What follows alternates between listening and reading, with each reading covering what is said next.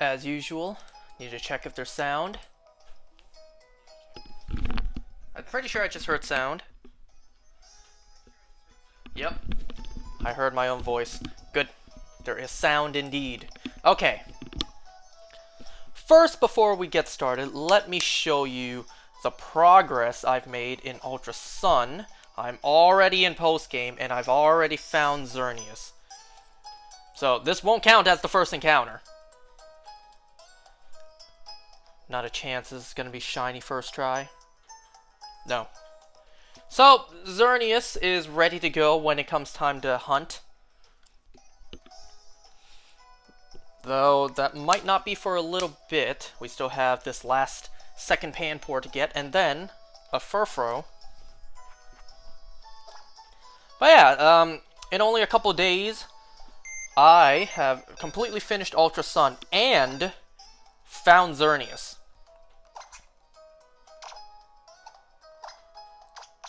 I even took my time with the game this time too. I deliberately battled every trainer I could find just to get enough money to buy Pokeballs. And then when I realized I had more than enough money, I stopped doing that. Because normally what I do whenever I'm trying to get to post-game of Ultra Sun and Moon as quick as possible is I send my team to my main game where I grind with that Blissey in, I grind for that Blissey at Pony Grove until, you know, it's the max level it can be. And then, you know, I just skip as many trainers as I can. But this time, because I actually had time, you know, I decided I'll take my time with this one. I'll battle as much trainers as I can to accumulate enough money. And then I realized I have more than enough money at this point, so I'm just going to skip the rest of the trainers, and I'm just going to get, you know, to post-game. Luckily, I found Xerneas rather quickly today. I did spend the rest of last night until my headache made me stop. So I tried to find Xerneas last night, and then I spent a little bit of time earlier today finding Xerneas, which luckily I found it. And then I spent the rest of today, with no success, trying to find Yveltal in my Ultra Moon game. Now, I had previously saved in front of a Uxie, but, you know, that's gonna now be saved for later on. That's gonna be something else in the future. So, rest in peace to that Uxie encounter. I'll find it again to shiny hunt some other time. I spent the rest of today trying to find Yveltal, no luck. I mostly encountered Lunalas. What? Lunalas? No, Cresselias. Lunalas. I mostly encountered Cresselias, couple of Kanto birds, Thundurus. Not a single time did I find Yveltal today. And also, that Xerneas will be hunted in full odds until no Shaman Feeding shows up and he can help me get the dex completed for the Shiny Charm. That does mean, if I don't get Shiny Xerneas full odds by the time he shows up, I will have to leave, get the Shiny Charm, and then find Xerneas again. Which, it is what it is. A small price to pay for salvation. And you know what? Speaking of that quote, I actually saw something last night that I thought was really cool. I first saw it on Instagram, and then I looked it up on YouTube. I'm gonna link this video down below. It's an AI Avengers 90s style. I think the video was like 1989. But, you know, close enough. Let me see what the name of the channel is that made it. Or at least posted it.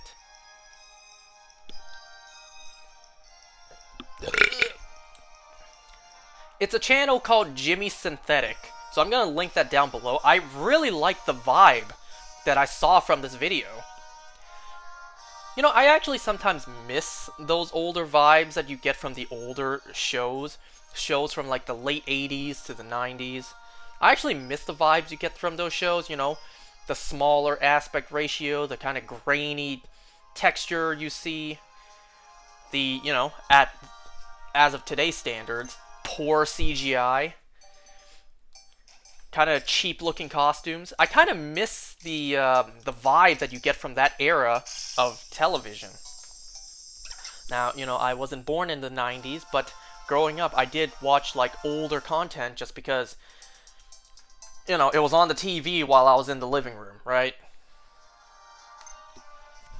And speaking of which, I want to quickly address something that I got wrong about the Penguin finale last time. First, I didn't even mention that it seems like Oz now has a plum Buick.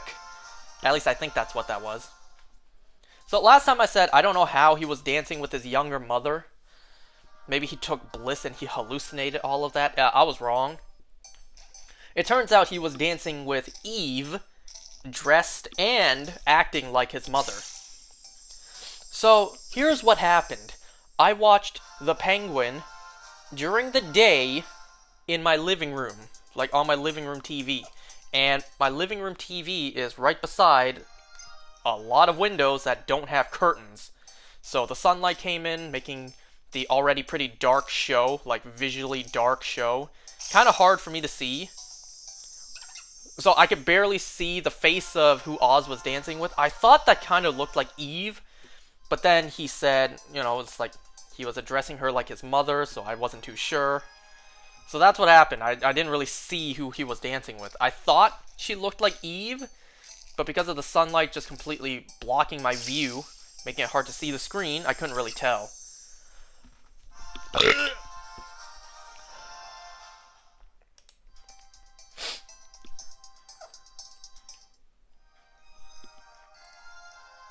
So I got a couple things to talk about. First, I just want to briefly mention this. Now, this is in no way, my place to say this. So, that friend of mine, he is borderline about to break up with his girlfriend for a very stupid reason. And to me, it's not that big a deal, but to him, it's like the biggest thing in the world. It's like, breaking up with her worthy.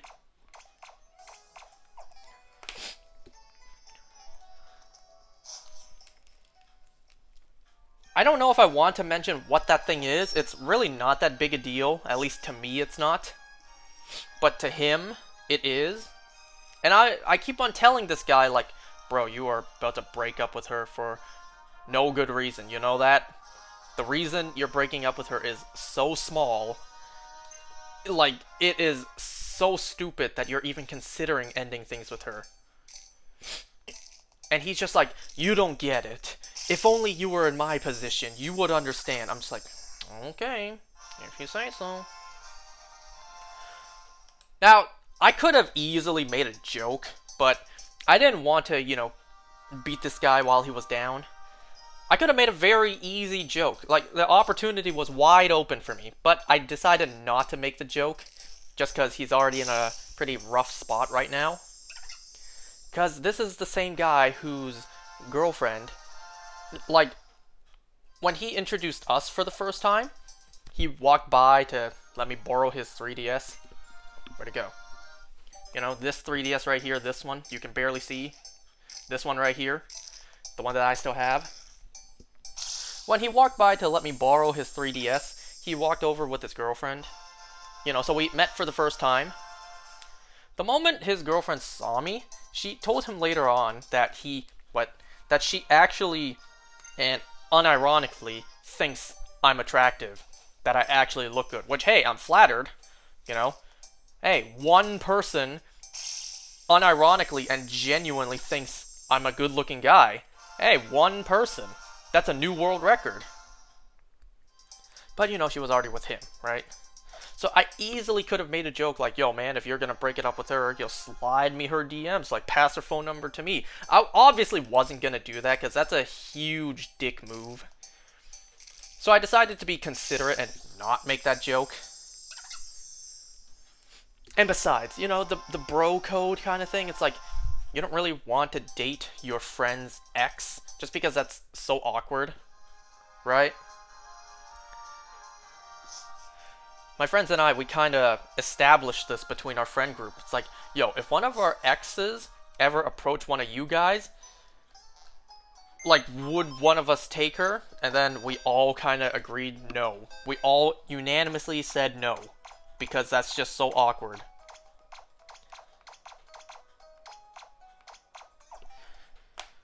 But you never know. Maybe one day one of our friends will be cool with it, and then, you know, we be mature adults, acknowledge it's awkward, and then, you know, just, I don't know. It's a really touchy subject that none of us have actually went through, you know? So it's hard to say. Okay, I'm gonna put on some music.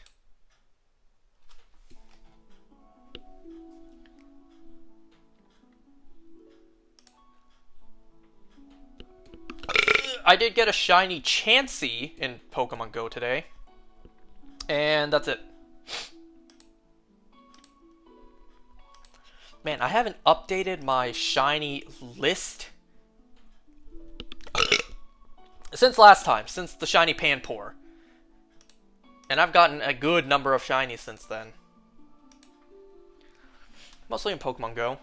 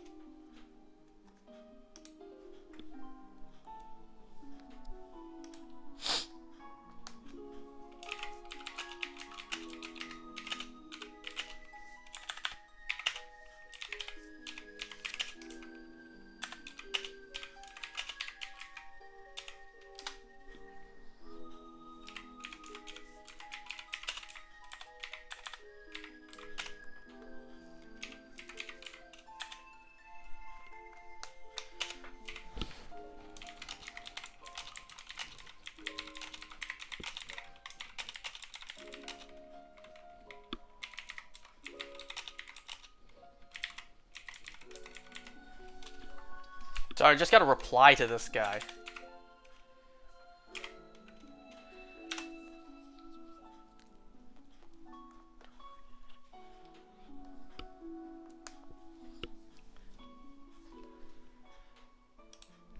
You know, these days I'm actually rocking a bowl haircut because I really just do not care to do my hair. Not one bit. Having short hair or shorter hair is just so annoying. You gotta push it up, you gotta style it. I'm just like, ugh. I have no motivation, absolutely no reason to style my hair and make myself look good. So I'm not even gonna bother. I'm just gonna have a bowl haircut. My family likes me with shorter hair. They despise me having longer hair, so this is what they get. They get a bowl haircut. This is what they get.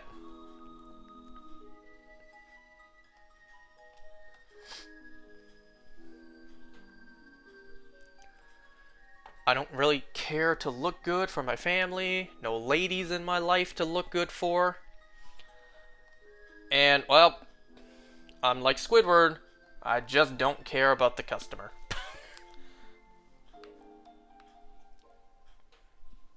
Cheapskate punks, why do I gotta look good for them?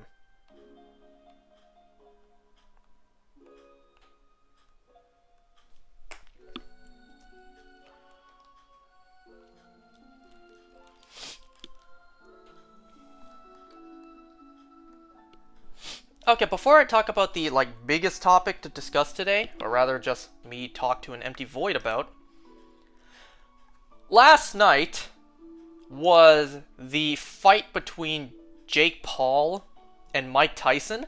I wasn't even gonna watch this fight because 1, I don't care about boxing, and 2, I don't care about Jake Paul.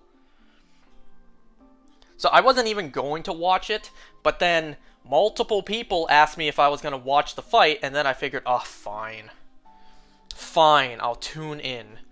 Now, the thing is, I don't have Netflix. And it seems like even if I do have Netflix, it wouldn't matter anyways, because I heard the Netflix stream just kept on crashing. Instead, what I did was I just looked for YouTube and Twitch streams on it. You know, before they got taken down. One stream I saw actually did get taken down. And then I moved over to Twitch where someone was just live streaming the Netflix screen. And I, just like a lot of other people online, have been saying that fight sucked. Now, I don't know anything about boxing, not a single thing. All the boxing knowledge I have comes from Wii Sports.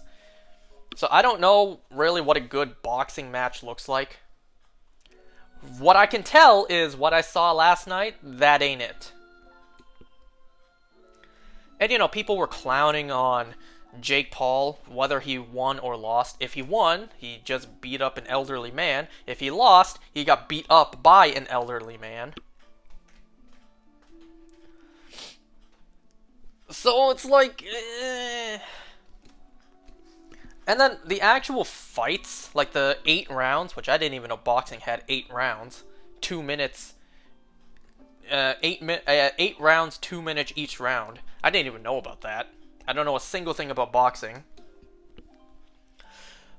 The punches thrown and, you know, the swings, just really, there wasn't really that much. Then again, what do I know, right? I wasn't standing there taking the punches. I wasn't standing there throwing the punches. What do I know? Maybe those are the hardest punches ever thrown, and just from an outside perspective, it didn't look like anything too special. I also didn't watch any of the pre-fights, like the fights leading up to the main event of the night, which was Jake Paul versus Mike Tyson. I didn't watch any of those. One, because I was streaming last night, doing the Torterra Terror Raid. And two, I never even planned to watch it. And then I was texted like, "Yo, are you watching it? It's about to start. Paul versus Tyson was about to start." And I'm just like, fine. Fine. If everyone's telling me, if everyone's asking me if I'm gonna watch it, fine, I'll tune in. Even though I had a headache. And also yesterday, my family wanted me to order pizza. You know what's funny? Last night, just before ordering pizza... Hold on.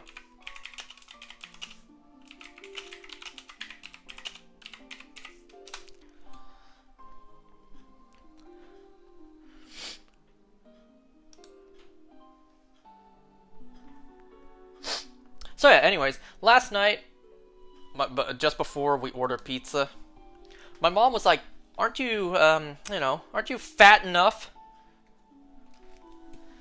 And then it's like, my mom was saying, you don't see your sister as big as you. And I just told my mom, like, Mom, Dad raised her. You raised me. Because my sister is damn near a carbon copy of my dad. Both are super skinny, both basically refuse to eat.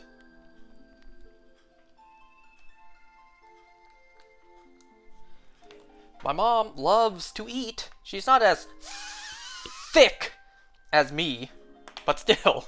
It's like, well, I definitely get my appetite from her.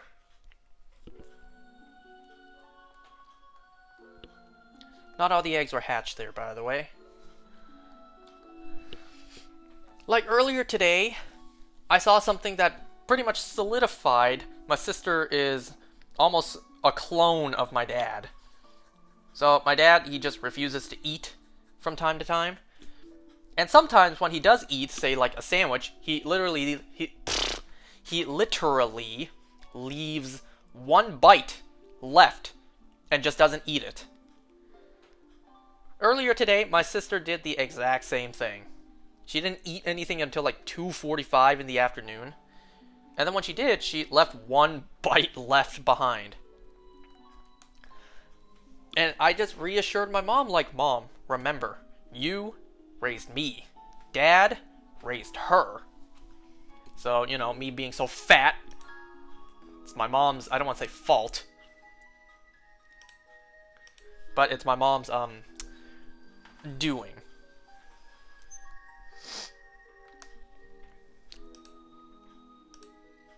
Like, will the cycle continue? Will the pattern continue? If I have a daughter one day, will she have an enormous appetite like me? Like Grandma? Because I think if my sister has a son... you know.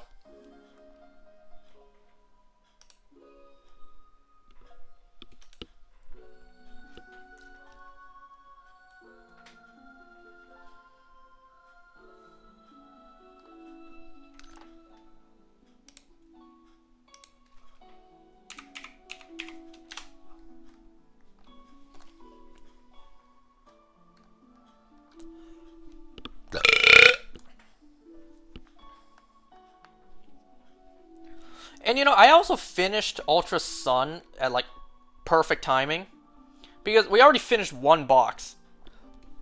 We have 5 more boxes. So if I don't get a shiny tonight, or if I do get a shiny tonight, I'll need to collect more eggs after this regardless. So perfect timing. I finished Ultra Sun. Now this can take up, what I do to keep myself busy during the day again.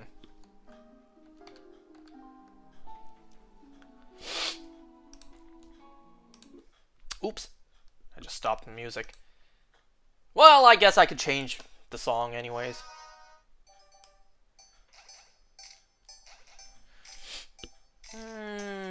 What should I play?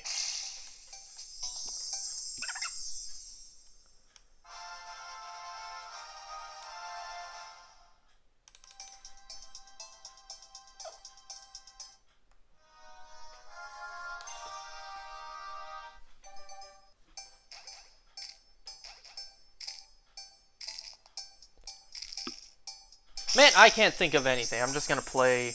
I'll face myself again. Because I really can't think of anything.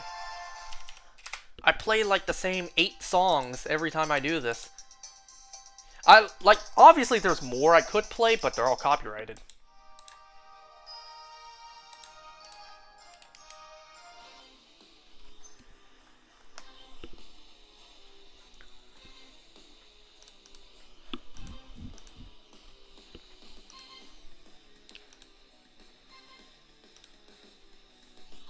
So there's one bit of internet drama that I've been following, because it's kind of blown up.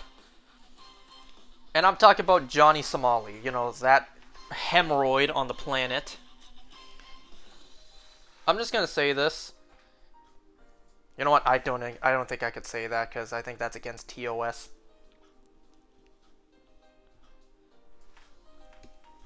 I would not be sad if he, I think you can pretty much guess what I mean by that.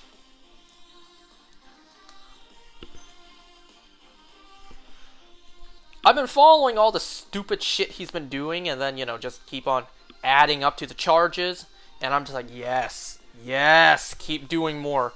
Keep digging your own hole even deeper. Keep doing that.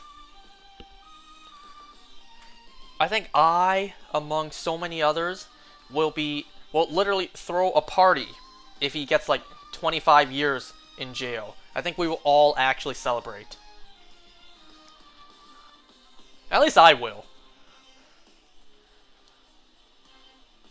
I have never actually hoped more for someone's downfall than Johnny Somali.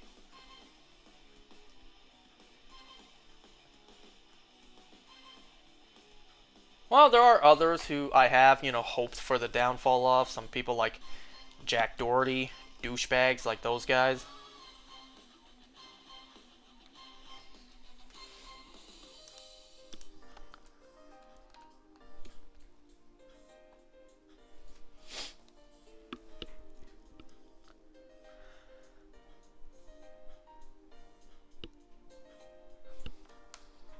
I've been seeing a lot of, commentary channels discuss this dumbass's actions. Moist Critical, Some Ordinary Gamers, Optimus, August the Duck, Atozy. I've seen all these channels talk about him. I think I've also seen, Sensitive Society talk about him. More and more, I shake my head like, oh my god, this guy. But then again, it's also like, yes, keep doing more. That sounds bad, but yes, keep doing more to add to your sentence.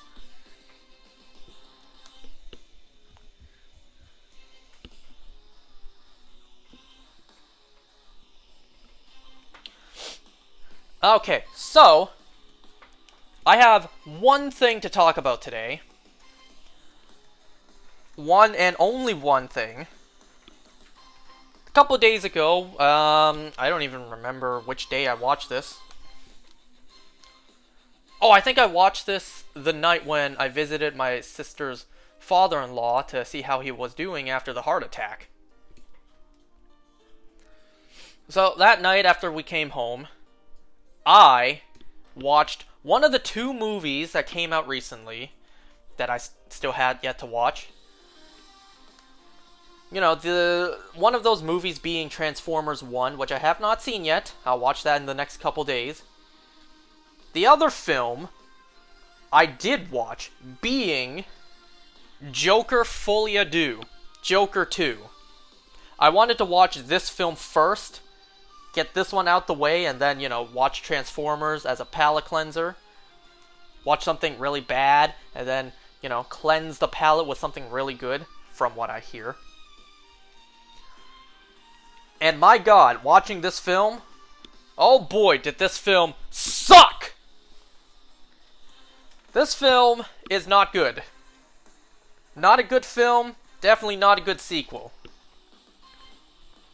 Can you guys believe it's been 5 years since the first Joker came out? It's already been half a decade. It came out in 2019, right? Did it? Or am I remembering wrong? When did the first Joker movie come out?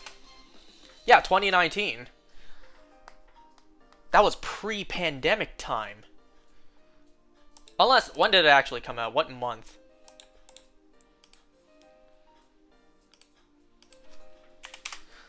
Yeah, October. October 2019. That was pre-pandemic time. Ain't that crazy? It's already been that long. I blinked, and then all that time passed.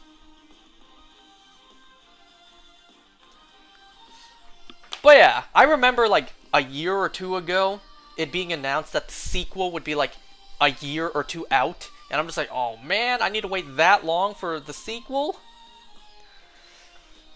They just shouldn't have made a sequel to begin with, because this film not only sucked, it kind of ruined the first film.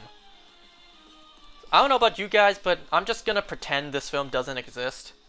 I'm just gonna watch the first film without believing the second film exists, without thinking that the second film basically ruined the first film. So I'm just gonna, every time I rewatch the first one, I'm just not gonna even think about the second one. I'm just not gonna think the second one ruined everything I'm seeing with the first film.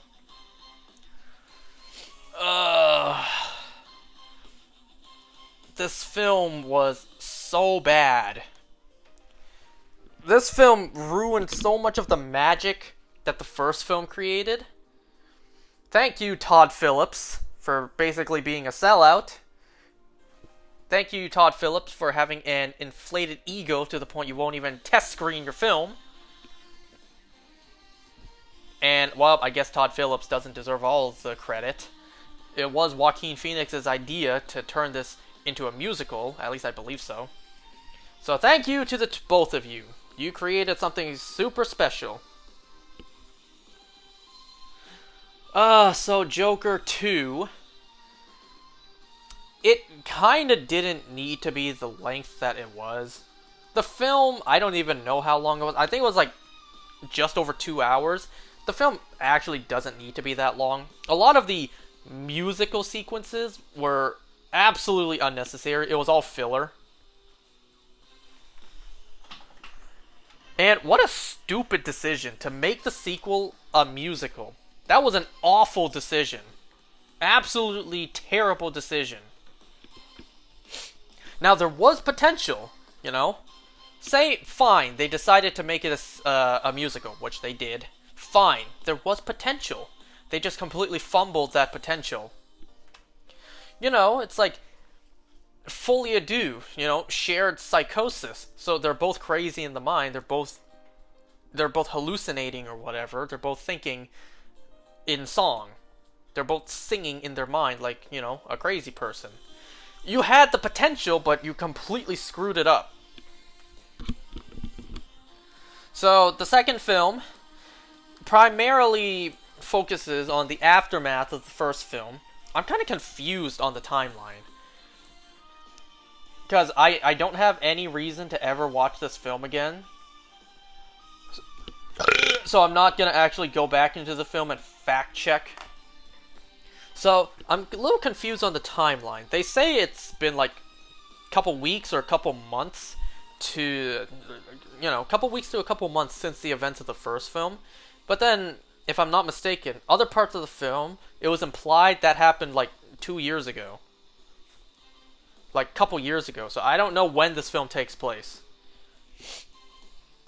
And I did, before I go into it, I also want to preface that I did get the ending of the film spoiled. So I knew that was coming up. The moment the scene first happened, like was starting to play out, I instantly knew what was going to happen. So yeah, the film takes place, obviously, after the first film. It's pretty much covering the aftermath, you know.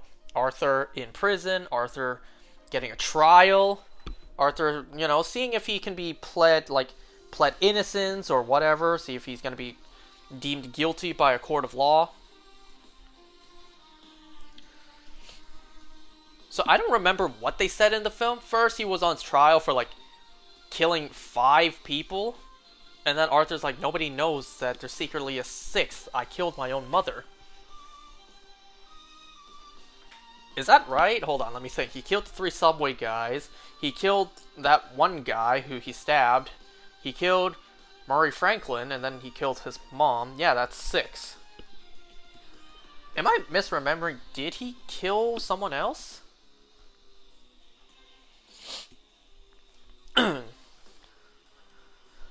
Anyway, so, yeah. He's in prison. Like, I will compliment this film. The acting was great. The set design was great. The choreography was great. It's just, the script was awful.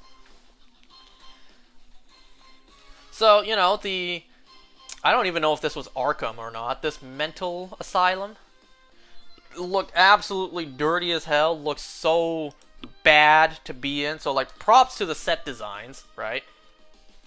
Joaquin Phoenix did a great job for, you know, the garbage material that he was given to work with. This film also barely had Joker in it. It was mostly Arthur. So there was barely any actual Joker in it. So yeah, while he's in prison, he also meets a character named Lee. Harley Quinzel, like Harleen Quinzel, Harley Quinn, played by Lady Gaga. Which, you know, it's kind of strange for me to say her name is Lee, because I knew someone with that name once, and the relationship between us was completely destroyed by me alone. Completely my fault. Anyways. So he meets Lee Quinzel, who, from what I saw online, at least they kind of got her correctly with the character. Like, Harley Quinn has always been a massive, just a massive fangirl of the Joker. At least they kind of got that part right. Aside from that, it's like this iteration of Harley, which is almost nothing like Harley.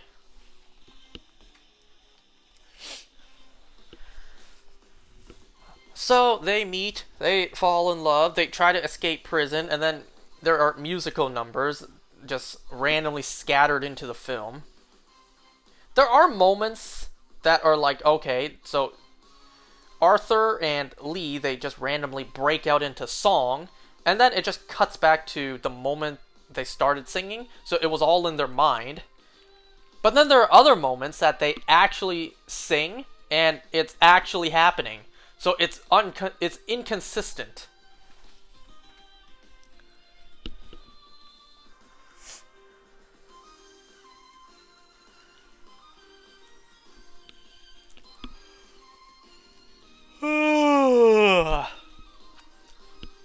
Like, because of the inconsistency, some of the musicals just completely serve no purpose to the plot. You would be in the middle of a scene, something is, you know, playing out. It would jump to a random musical that takes place somewhere else, and then jump back to where the scene left off, and the song had no impact on the scene.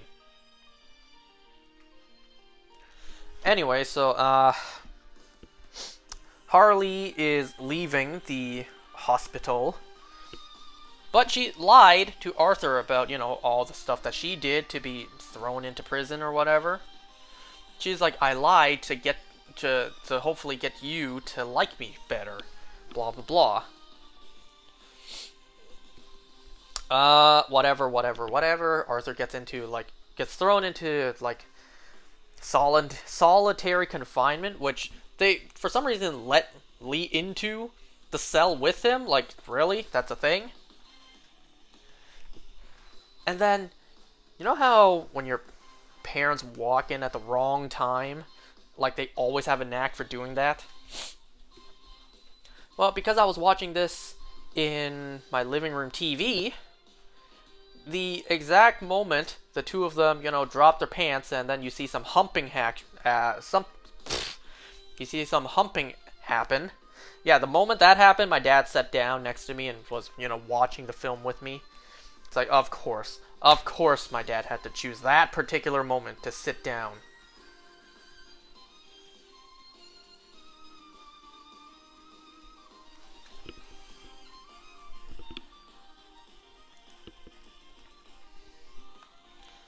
Well, blah blah blah, later on, when Arthur finds out that Lee has been lying to him, he confronts her about it, and then she's like, yeah, I lied.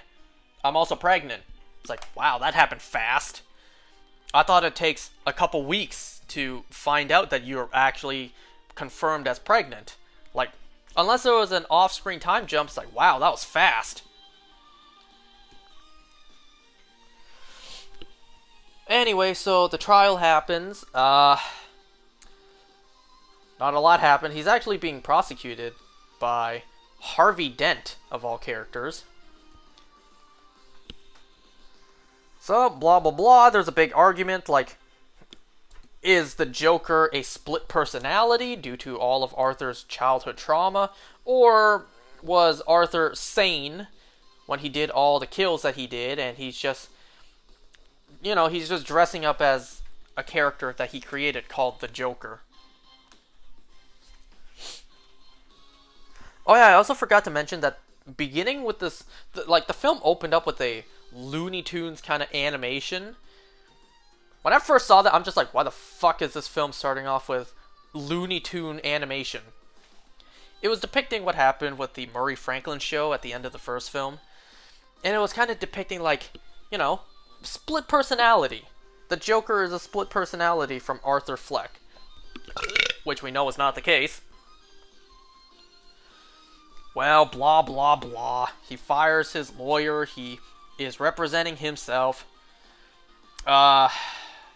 He dresses up as the Joker without the green hair to, represent himself in court. Mr. Puddles, I forget what his first name was. Puddles, he testifies. That scene wasn't bad, actually. The acting was really great. That's like one of the only good parts about this film. And I say good. Only being good is already a huge compliment.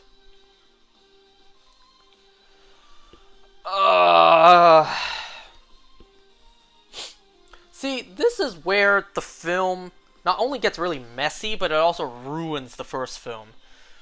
So, near the end of this film, Arthur is just like, there's no Joker. There's never been a Joker. It's always been me. He kind of admits to just himself, no Joker. The Joker doesn't exist. He kind of admits to Arthur Fleck killing those guys and having remorse for it. He's just like, I wish I didn't kill those guys, but I did. Man, that just kind of ruins the character. The whole point of the character was he was supposed to be driven into madness where he has absolutely no regret, no remorse for what he does. And then you've ruined all that. So because Lee is interested in the Joker, not Arthur, well, she leaves him. Because he doesn't really want to be the Joker anymore. He has remorse for killing those guys. And then, blah, blah, blah. Like, out of nowhere, a flashbang, a jump scare. There was an explosion at the courthouse. And a little subtle detail. We saw half of Harvey Dent's face messed up. So, and also, Arthur was, like, the closest to the explosion. And he got off pretty unscathed. So, he then walked out of the exploded courtroom, and then he saw another Joker. Someone who really idolizes him, dressed up as him, and is like, oh my god, we found the Joker. Come on, get in the car. We gotta get out of here. We gotta get you out of here. They drive away. It's like, yo, man, we're gonna burn the city down. We have the Joker with us. It seems like Arthur regrets not only what he did, killing those guys, but he also regrets, like, what he started. So he runs away from the lunatics that he inspired. And then, you know, he goes to that iconic staircase in the first film where he danced. He sees Lee there. They break up. Or rather, she breaks up with him. Because, you know, he's not the Joker. She's not what she liked. The cops come and they arrest Arthur. There was also, like... Oh yeah, there was also earlier in the movie where it's kind of implied that the prison guards raped him. When I was watching that, my mind was thinking, oh, I really hope that's not the case. It's kind of implied that's what happened, but it's also like, I don't really want to talk about it. Especially, they did it in that dirty little bathroom, that dirty little area in the actual jail.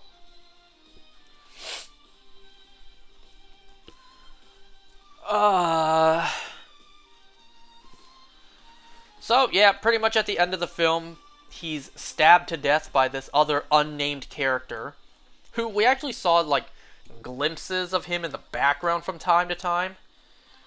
At the very end of the film, he's just like, hey, Arthur, can I tell you a joke? Sure, make it quick. Blah, blah, blah. It's like, you get what you fucking deserve. Stabs him so many times in the gut. Just completely goes crazy and shanks him so many times. I will say, like, damn, even my gut was feeling kind of... Like, my gut was hurting just watching that. Like, oh my god. Imagine being stabbed right in the gut that many times. And this is where the ending of the film is just... so frustrating. So, you zoom into Arthur Fleck's dying body on the floor. In the blurred background, you see the person who stabbed him carve a smile with the knife into his face. People online are saying that that's Heath Ledger's Joker. Because, you know, his version of the Joker had scars on his face. And because the two Joker films do indeed take place around the 80s, we saw a young, very young, Bruce Wayne in the first film. Hell, we saw the killing of Thomas and Martha Kent. Kent? Not Kent. Thomas and Martha Wayne. We literally saw them being killed in the first film. So the Bruce Wayne on this universe, the Bruce Wayne on this Earth, hasn't become Batman yet. He's not even grown up yet. So people are saying that... People have been theorizing for years that Arthur Fleck isn't the real Joker. He inspired the real Joker, and that's kind of what the ending is suggesting. The ending is suggesting that Arthur Fleck inspired the Heath Ledger version of the Joker. I, for one, wasn't a big fan of that theory. You know, that Arthur Fleck wasn't the main Joker. He inspired the real Joker. Well, then it's like, well, what's the point of seeing this character? We saw the origin story of the inspiration of the character, if that's the case. Like, if this character really is the Heath Ledger Joker, we saw the origin of that Joker's inspiration. But then again, you know, it's not the craziest concept that, you know, this Joker inspired the true Joker. Because I did see Comic Drake's video breaking down the 3 Jokers in the comics. So it's not the craziest theory, but it's also not a very light theory.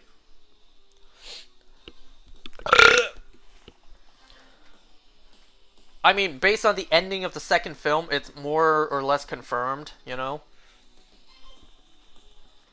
Maybe he didn't inspire the Heath Ledger's Joker, but it does seem like it's implying he inspired another Joker. Especially because Bruce Wayne is still a kid at this point. He hasn't even grown up, become Batman to face a Joker of similar age, because Joaquin Phoenix, isn't he in like his 50s? So say Bruce Wayne doesn't become Batman until like 20s or 30s. Is he gonna fight a Joker that's in his like 70s to 80s? That'd be pretty funny to see. But yeah, it's like, what a disappointing sequel. What a disappointing film in general. Todd Phillips was basically just told, "Hey, you made a great first film that even you seem like you don't like that you made that film. Here, we're gonna give you like 4 times the budget of the first film. Go crazy, do what you want." He did, and well, we got this. If only they left the first film where it was. They didn't make a sequel because it really didn't need a sequel. At least not a sequel that played out like this.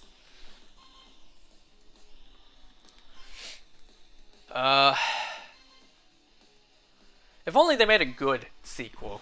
Because if they did, no one would be complaining that, the first film didn't need a sequel.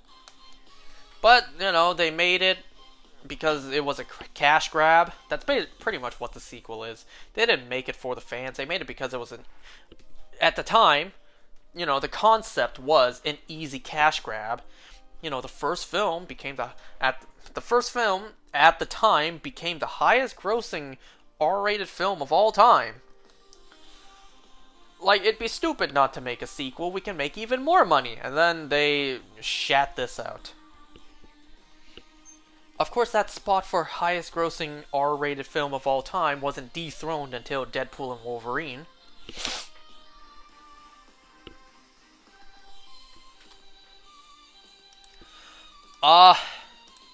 There you go. Joker fully a deuce. Because this film is shite. I'm going to change the music, but first I'm just going to real quick go and turn off some lights in my house. I'll be right back.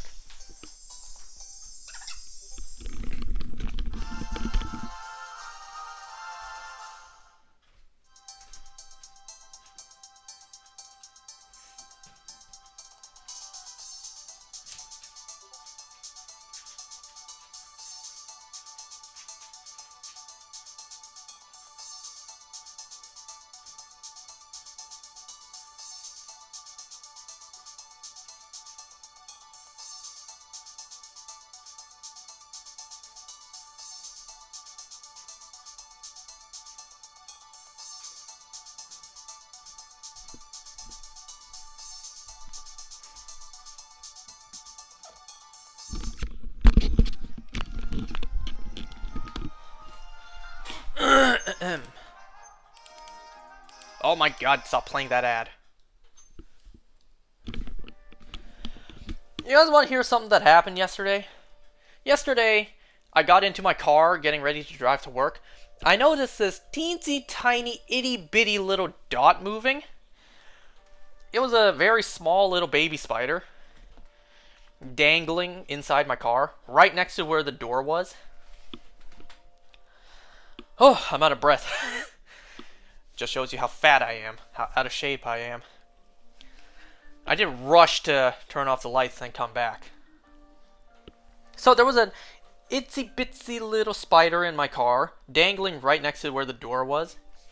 I opened my door to try to guide it out. It did. It was actually just, like, attached onto a web, and it just floated out. Remember that scene at the end of Charlotte's Web, where some of the spiders were just flying off into the air, attached to a web? That's what happened. It just flew out of my car, and I watched as this tiny little dot just kept on going higher and higher to the point I couldn't see it anymore.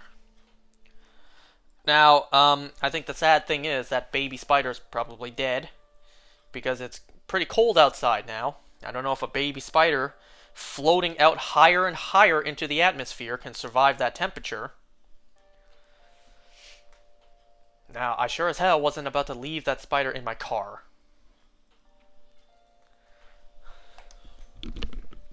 I just couldn't help but be amazed when I just saw it. I watched that tiny little dot just ascend higher and higher to the point it vanished.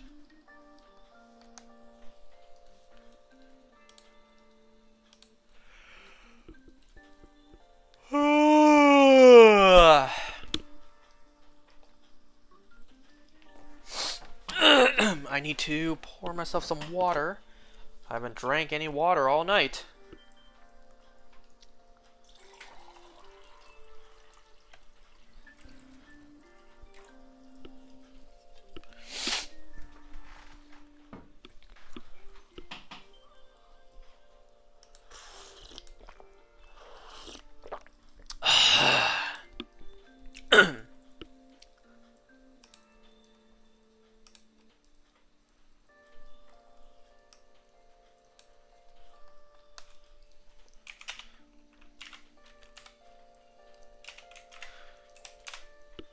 You know, for Joker 2, what I actually didn't expect, or who I didn't expect to show back up, was Zazie Beetz. I actually didn't expect her to show up in the sequel. She had a small cameo, like, guest appearance as one of the witnesses in the trial of Arthur Fleck. So I actually didn't expect her to show up in the film.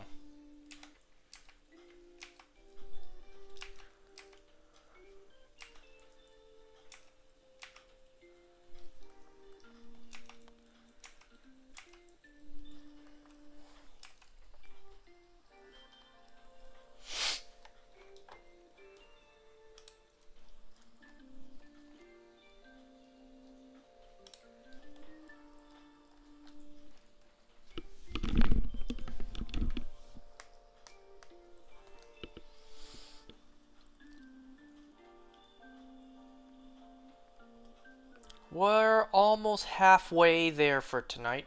10 more eggs, and then that'll be 3 boxes, which is half of what we have tonight, which is 6 boxes.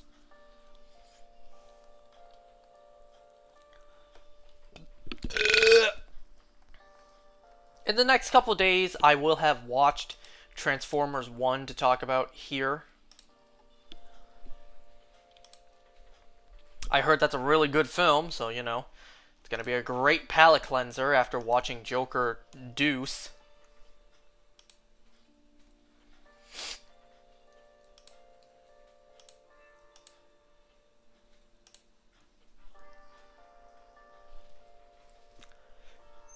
It'd be so nice if I got the second shiny tonight. I don't have to collect more eggs. I can move on. It seems like the odds are against us. Well, of course the odds are against us.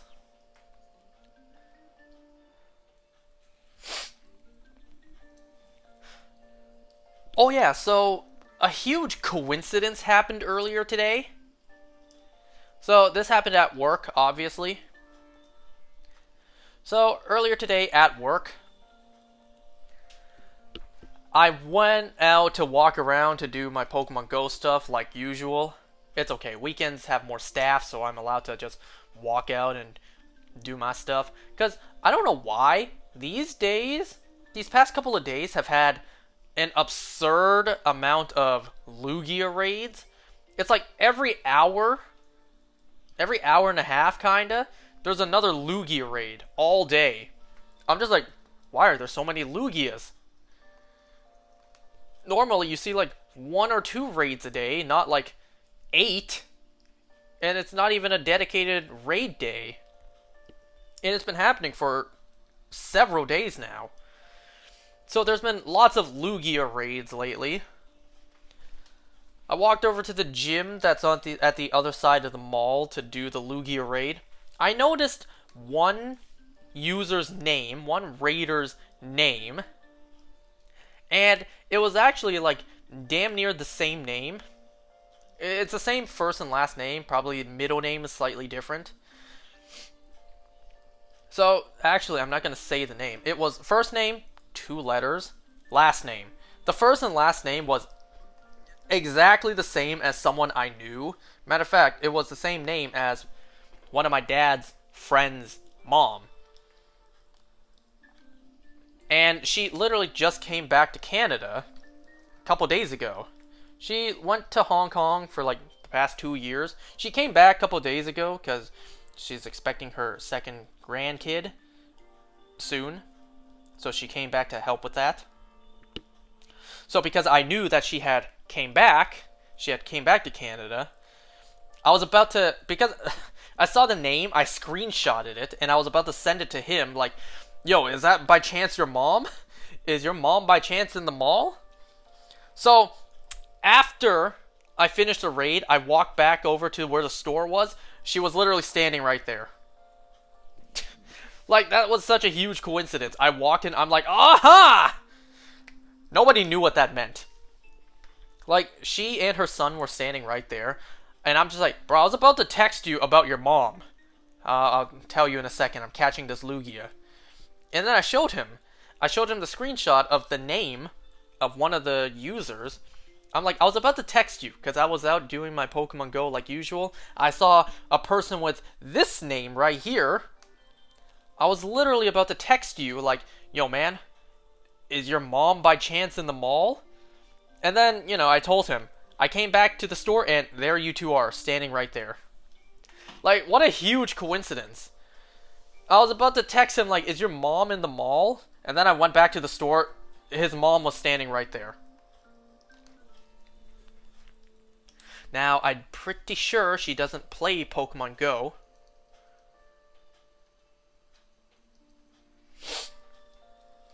But I don't know, it was just like one of the biggest coincidences of my life.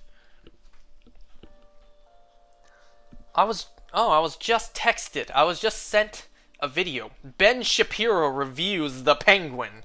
Wow, I gotta watch that later. Ben Shapiro reviews The Penguin. Let's say hypothetically that The Penguin does indeed return in the second film. I mean, we know he's returning in the second film. And let's also say hypothetically that he is going to be the main villain of the second film.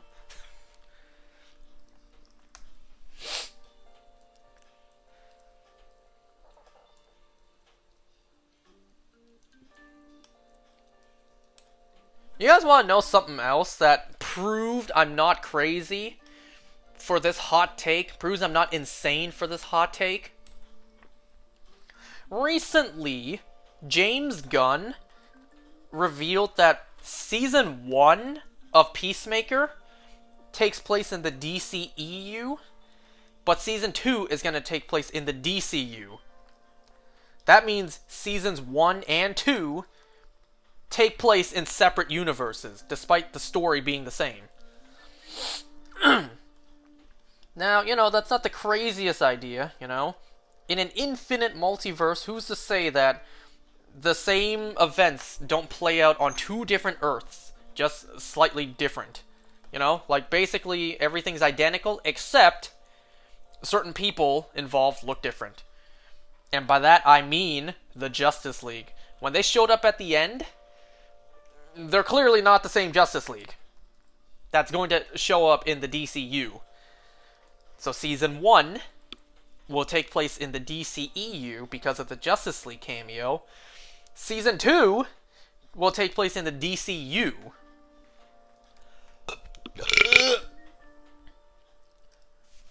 So, because of this confirmation, it proves I'm not crazy for having this hot take of the fact that I believe Seasons 1 and 2 of Superman and Lois takes place in the Arrowverse on Earth Prime, and Seasons 3 and 4 are disconnected. They take place separately. That means half the show is in one universe, the other half is in another. The events just play out the same. So I'm not crazy for thinking that, because James Gunn himself even came out and confirmed how Peacemaker is going to work. So I'm not crazy. Maybe a little. I'm not crazy.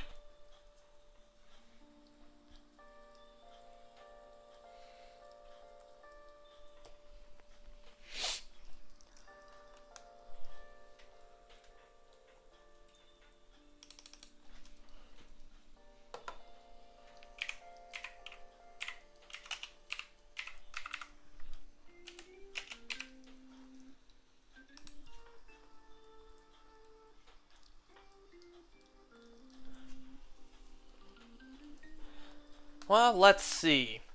Majority of the shows I've been watching and talking about throughout this have ended or are all about to end. Daryl Dixon Season 2, Agatha All Along, and The Penguin have all ended.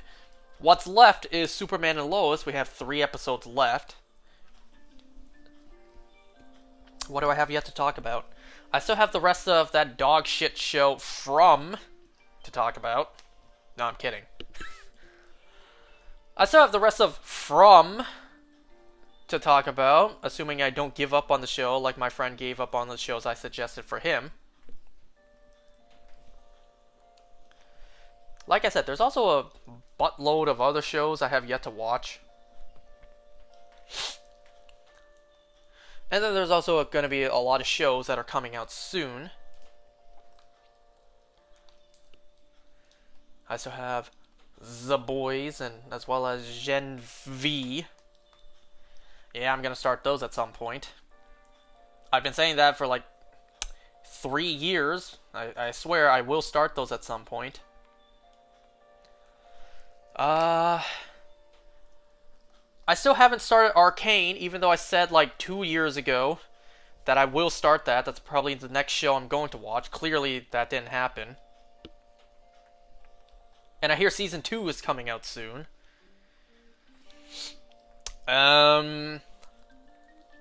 You know, the canceled Dead Boy Detectives is still an option. So I got stuff to hold me over until new stuff comes out in December. It's just, will I get off my lazy ass and actually start watching them? Or will I just put them off even further?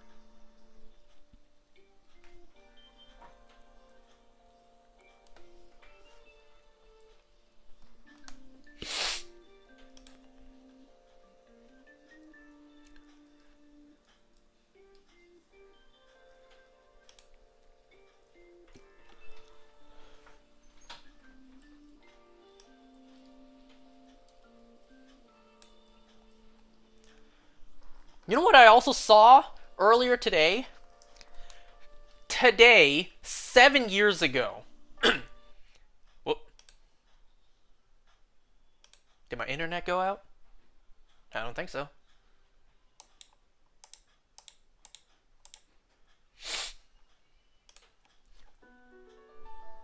So, 7 years ago today, Justice League came out. 7 years ago today, the Justice League released in theaters. Holy cow, time flies. 7 years ago, Justice League released.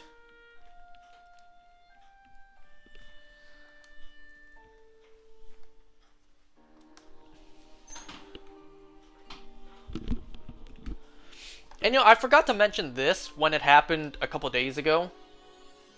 Let me see if I can find that tweet that I was sent. Here it is. A couple days ago on November 13th, 2024.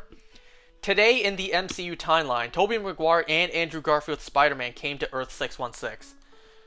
So that happened 3 days ago from me playing this.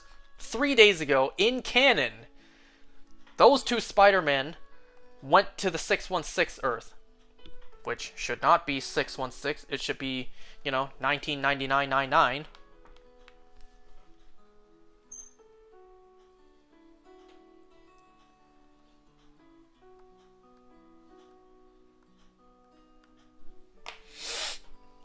Still no news on the third Spider-Verse film, sadly. But hey, if we have to wait for quality, then we'll wait.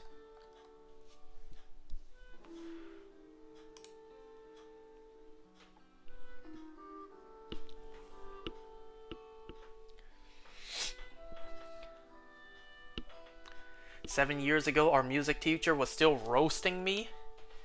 What grade were we in 7 years ago?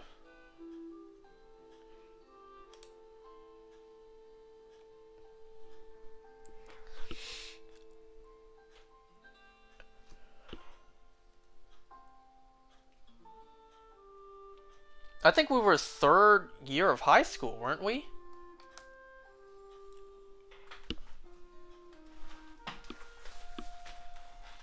Do you still take music then, or didn't you quit like I did?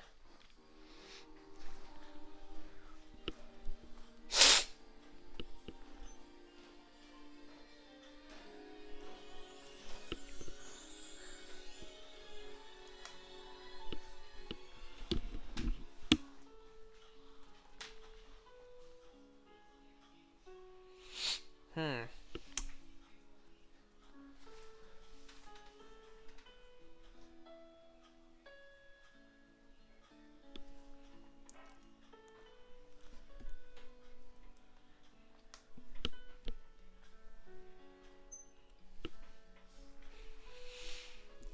Uh.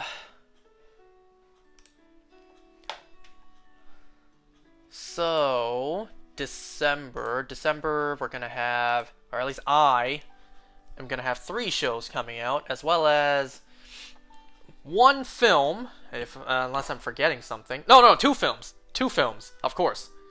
I'm gonna forget the bigger one. December, I'm gonna have, I already said this. December, I'm gonna have Creature Commandos, What If Season 3, and Squid Game Season 2. And then I was also remembering, doesn't Kraven the Hunter come out in December?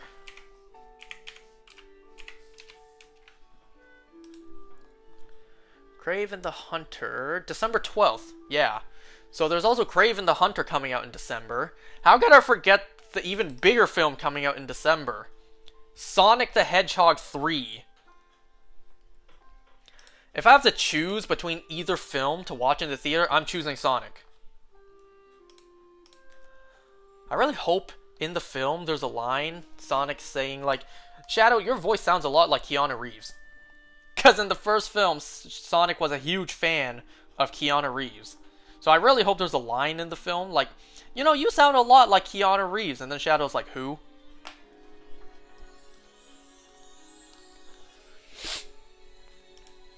You know what I also thought about? This is gonna sound really bizarre, but I can see it working. There are a ton of Sonic characters they could pull from. Knuckles got his own series, kinda fleshing out the character more. It was more of a Wade Whipple story actually, but still. Knuckles got his own solo series. There is another character who is a huge Sonic character, and she could really benefit from her own series. And that's Amy. Imagine Amy gets introduced in another film, and then she gets her own series. That would be incredible. I mean, just like Knuckles, it would literally just be a show called Amy. So, but like, I would watch that. Of course I would watch that. Is that all the eggs? No. I don't know, maybe there will be a post-credit scene for the 3rd film that has Amy at the end. But then they would have to follow the structure that they did for Knuckles. Well, actually, no, Knuckles wasn't even a post-credit scene. Knuckles was in the 2nd film, and then he got his own series. So unless Amy's in the 4th film, and then she gets her own show, it's like, well, we are... Wow, not even all the eggs hatched there. Yeah, we are quite a long time away from a solo Amy series. And, you know, there are several other characters they could pull from. They could do Cream the Rabbit. They could do Silver the Hedgehog. They could do so many more characters. But they're getting the big ones out the way first, you know? Tails, Knuckles, Shadow, obviously Eggman.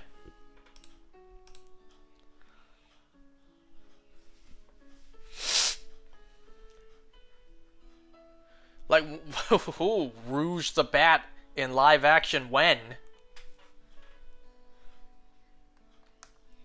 You're gonna show kids an edgier version of a character, and then you're gonna awaken that dormant side with a live action Rouge the Bat. It's like, oh my lord. Maybe they... I've discussed this before too. They probably purposely haven't done live action, you know, female Sonic characters for a reason. You know what the internet will do.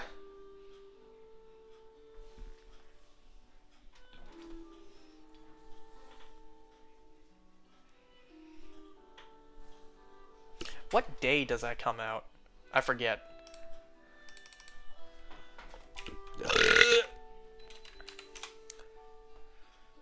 December 20th. So that's a week. Just over a week after Craven. Oh, I see here Kristen Ritter's also in the film. Unless that's just another, you know, Google IMDb edit. That's not true.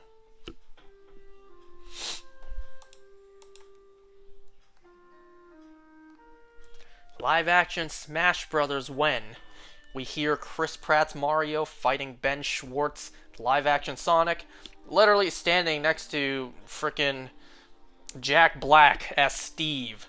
And then Ryan Reynolds as Detective Pikachu. When's that happening?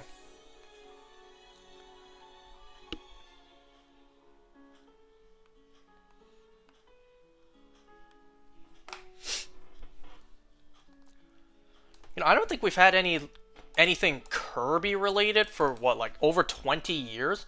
When did Kirby Right Back At You come out?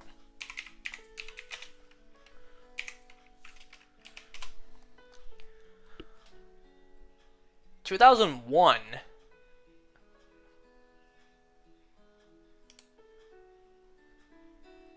Oh no, it lasted for all the way until like September 2003.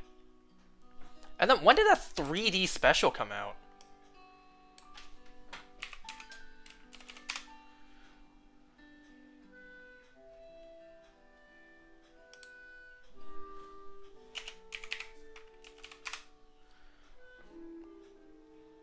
I have no idea. But yeah, it's been over 20 years since we gotten anything Kirby. A live-action Kirby would be cursed. So I think animated Kirby is the way to go. You know, like the Mario movie style. Some things just don't need to be done in live action. Like, say, Minecraft.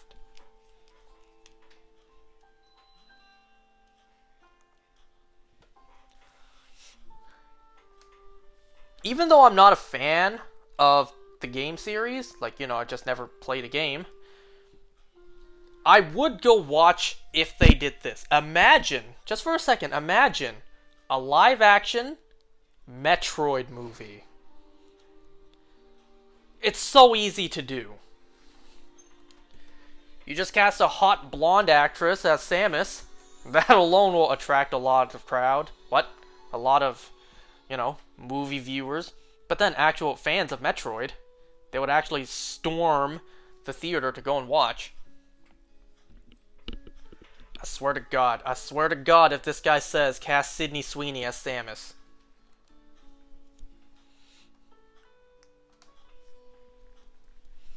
I mean, of course I would watch that.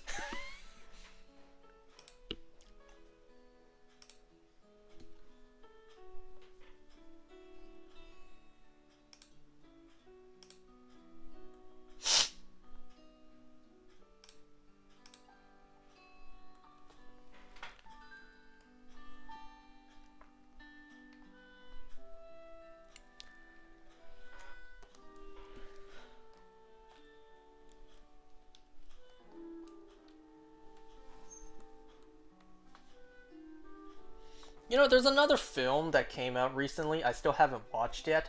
At this point, I have no choice but to wait for the digital release because I don't think it's even in theaters anymore. Venom: The Last Dance. I haven't watched that yet, and I don't think it's in theater anymore. Even if it is, well, I clearly don't want to go to the theater to watch it. Cast Queso as Dr. Eggman? Oh. Damn. But they already cast Jim Carrey. I can't believe Canada Post is on strike. My stuff is in the country, but stuck. Well, shame. Sucks to be you. Womp womp. I'm sorry.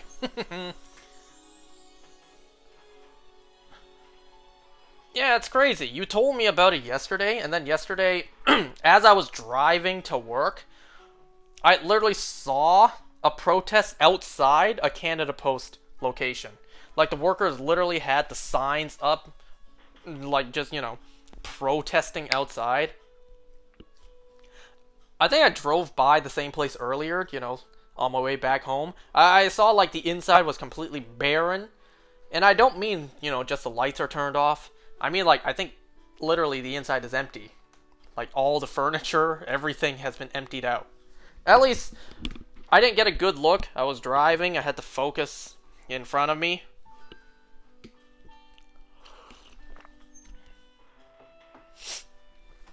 Which, actually, I'm gonna do something that is probably... I'm not gonna... I should probably phrase that better. At some point, I will likely accidentally do something that would probably get me arrested. It's not because I did it on purpose, but I did it by accident. And that is hitting a pedestrian. Walking, walking at the light. One thing I've just caught myself not doing is, like, every time I try to make a left turn at a light, I don't look to see if anyone's walking across the street. Like, I caught myself looking, and I keep telling myself, bruh, one day you're gonna hit someone and you're gonna be thrown in jail. One day, because you didn't look to see if someone was walking across the street, you're gonna mess things up. Especially now that it's, borderline winter, it gets dark out faster. That's gonna be a big problem. So, when I'm at a light and I'm trying to make a left turn, not only do I need to see if there are cars coming, I also need to see if there's somebody walking across the street. I don't do that. And I keep catching myself not doing that. I keep telling myself, bruh, you're gonna mess up one day if you don't start looking.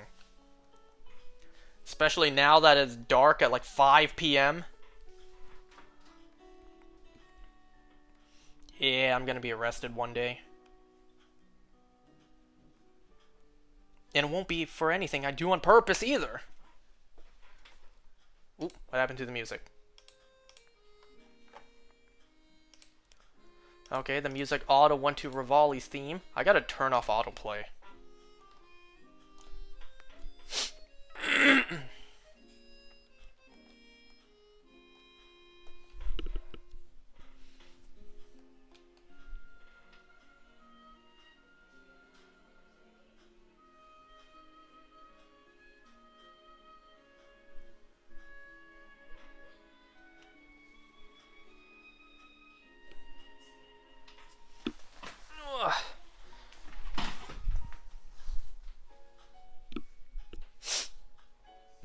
Give me a sec, I'll be right back.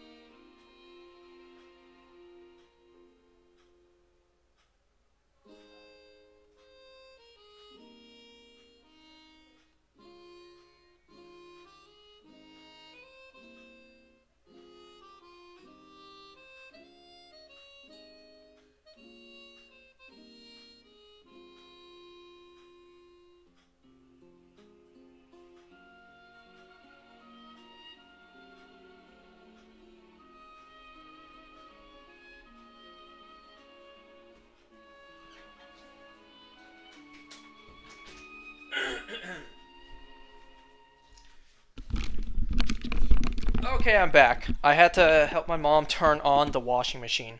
Ever since our old one broke and we had to get a new one, my mom just doesn't know how to use it. So I have to help and turn it on for her. You literally just hit start.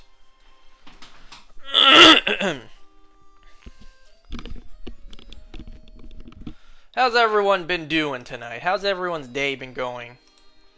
Whenever you're watching this.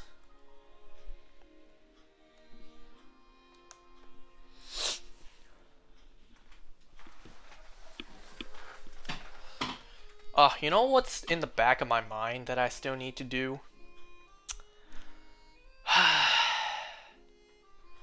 So ever since I passed that college exam and I got my license, that doesn't mean I'm done. Technically it does, but like that I now have something I need to do like annually. I basically still have homework I need to do like once a year. You know how, for those who don't know, and correct me if I'm wrong, you know how doctors like maybe once a year have to attend some sort of like seminar to be updated on like new drugs, new medical techniques, new whatever? Like, if I'm not mistaken, once a year doctors will actually have to join a seminar, join a course, do something in order to be like updated and refreshed on like the newest stuff. That's basically what I need to do. Now, not to the level of a doctor, you know, but I still need to do that stuff. Like once a year, I do need to do like a seminar, do like a course, answer a few questions, get like points, get credits, like once a year. And believe me, it ain't free. I gotta pay to do that.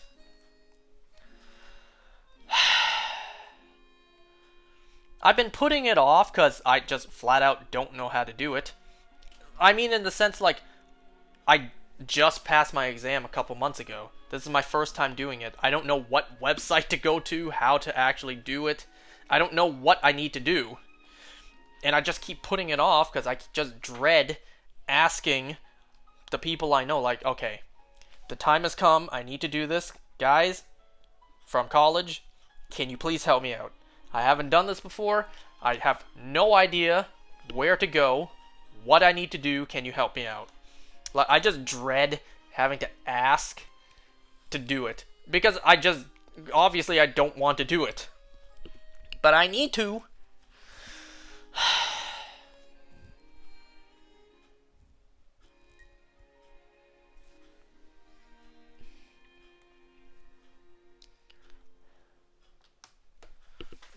You know, my sister got it done right away. Because that's the smart mentality to have. Just get it done with right away so you don't have to worry about it anymore. Clearly, I'm not smart. Otherwise, I wouldn't have failed 3 times.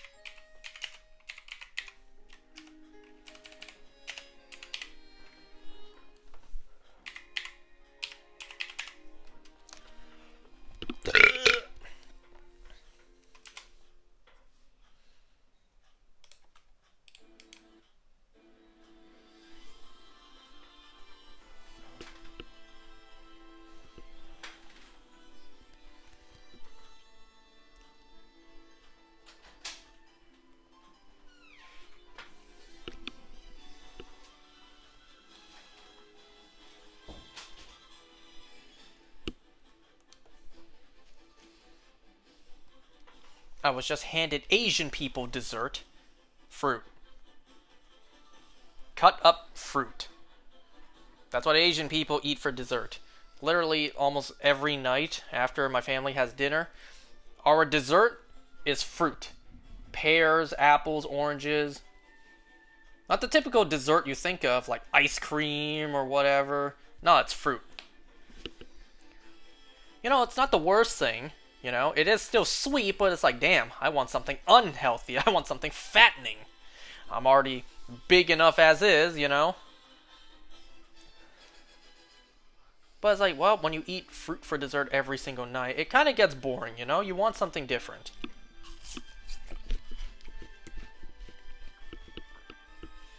Can you hear me crunching on it, actually?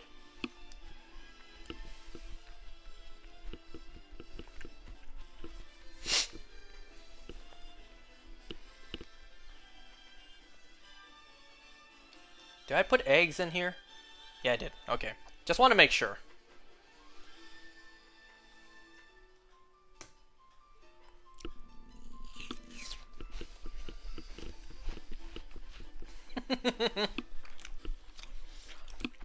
I see a yup in the chat.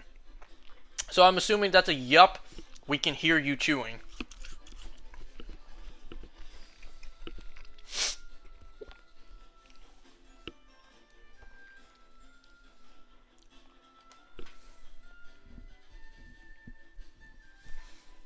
You know, it's kind of crazy to think that this era of shiny hunting will soon be over.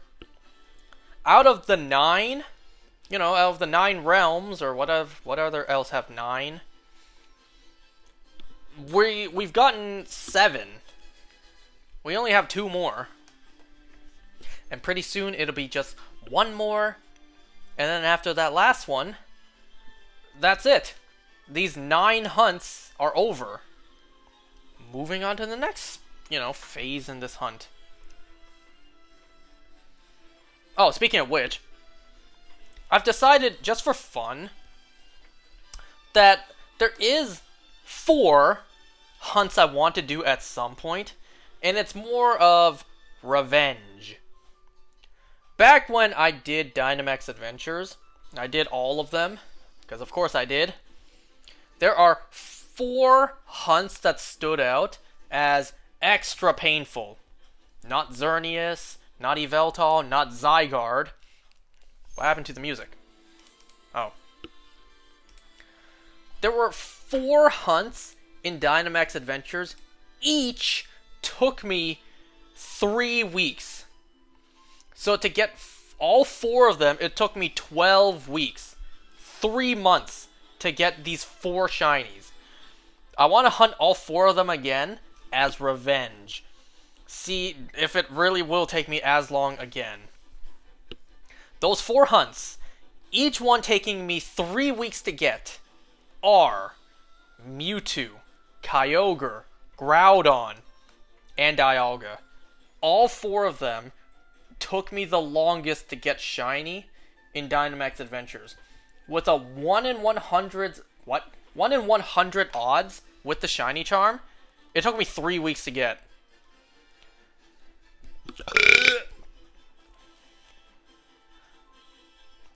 I think Zygarde only took me like 12 days. So, at some point, I'm gonna have to, first of all, play through another copy of Sword and Shield. Because I need money, you know? I need money in-game to buy Pokeballs. So yeah, I need to replay the game in order to actually have enough money.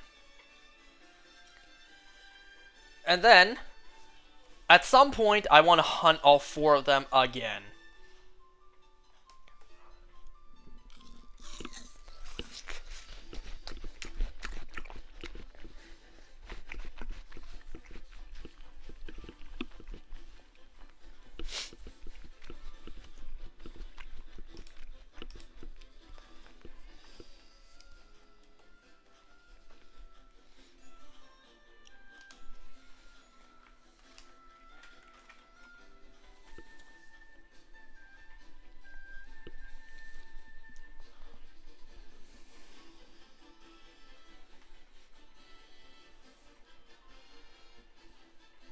You know what's one hunt I really am scared to ever do again in Dynamax Adventures?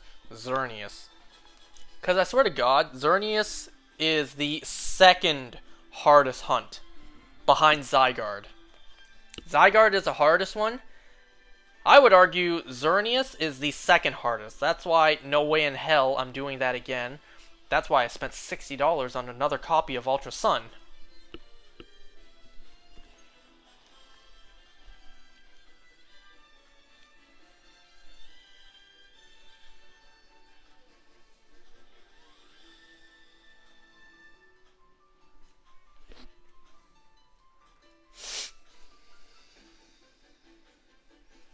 You know, it turns out a couple days ago, we also got a trailer for Poppy Playtime Chapter 4.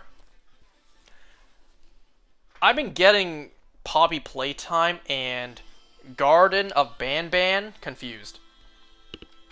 Like, every time, I'm just like, which game was this again? Every time a new chapter comes out, it's like, which game was this again?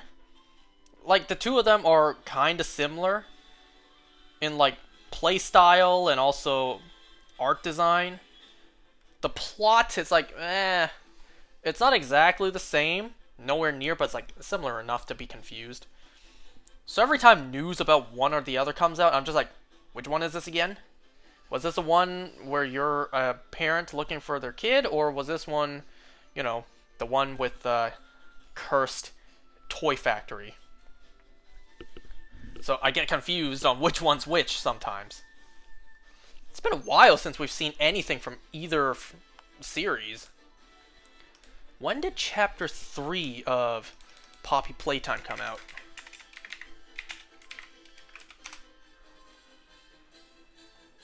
Oh my god! Are you serious? Wait a second.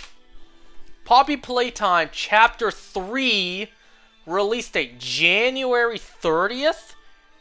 2024?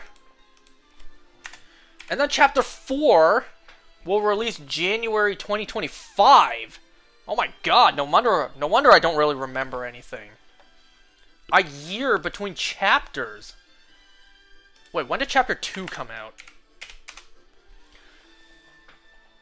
May 5th, 2022. And then when did the first chapter come out? October 12th, 2021. So it's been over 3 years since this game came out. Wow. Okay, Garden of Banban release dates.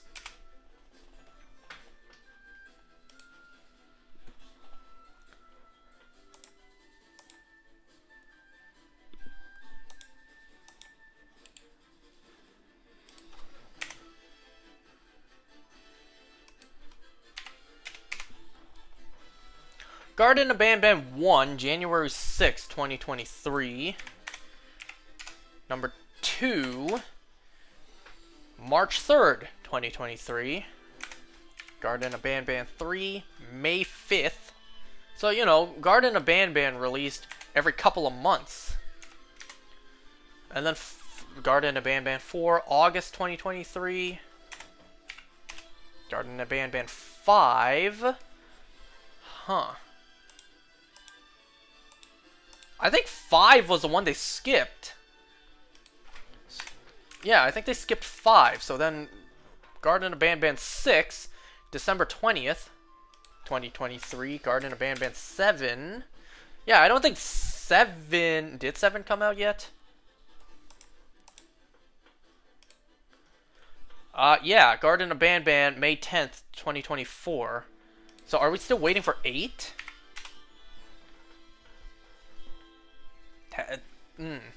Yeah, I don't think 8 has come out yet. See, it's like both of these games have such strange release dates, release windows. It's also like, it's confusing, you know? Both of them together. Similar games, like strange release windows on the two different spectrums. One releases really quickly, another one takes really long to release. It's like strange release windows on opposite ends of the spectrum.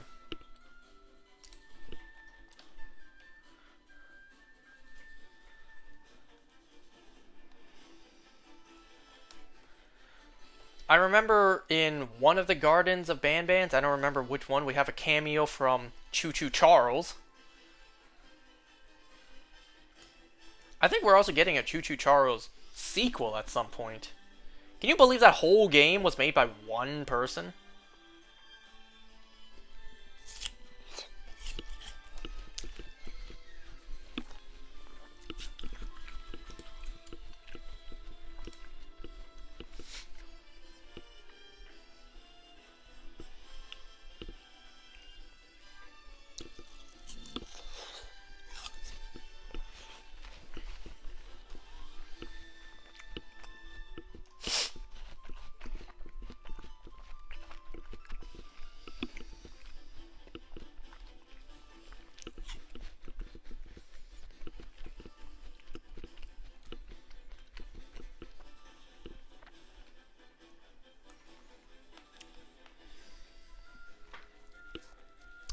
Only 2 eggs hatched there.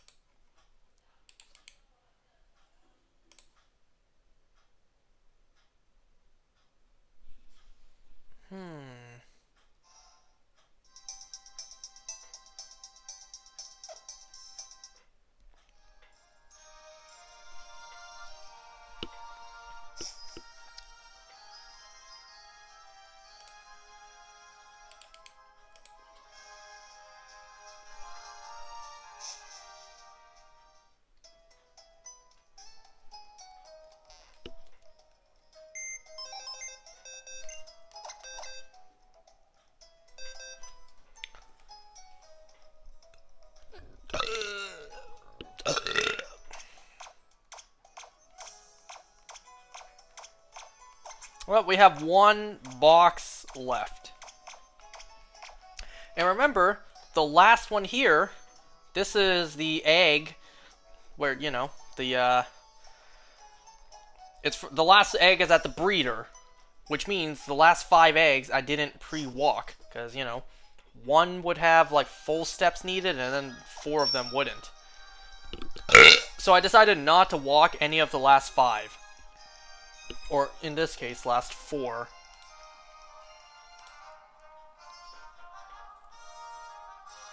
Man, eating those fruit, I feel something stuck in my teeth and it's bothering me.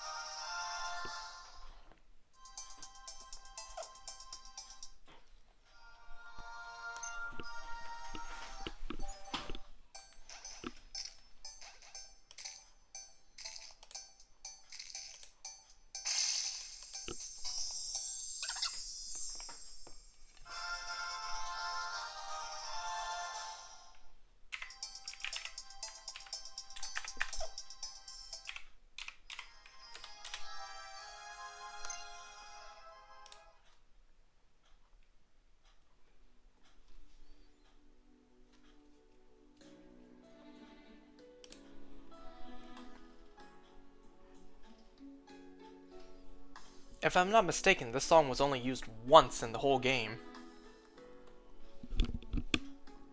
For like 10 seconds.